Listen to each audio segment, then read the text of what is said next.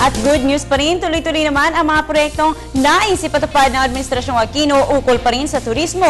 Isa na rito ang pagpapaayos ng mga tourism facilities sa Cebu City. Yan ang ating titingnan sa report ni Cheska Aguiluz.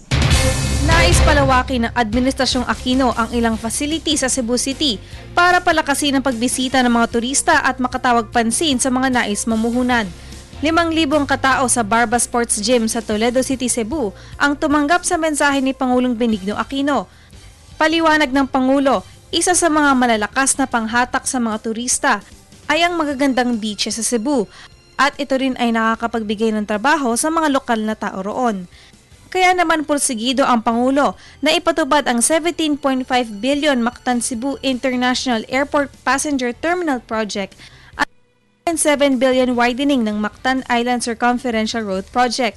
Ayon sa Pangulo, dumarami ang bilang ng mga pasahero na sumasakay sa Mactan International Airport na umakyat mula 1.6 billion hanggang 2 billion.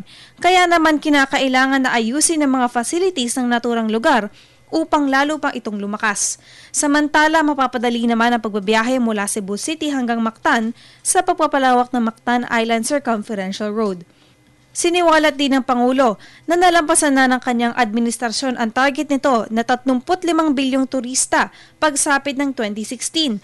Dahil simula pa noong 2011 ay 37 bilyong katao na ang naitala sa domestic tourist arrivals. Para sa Telebisyon ng Bayan, Cheska Aguiluz.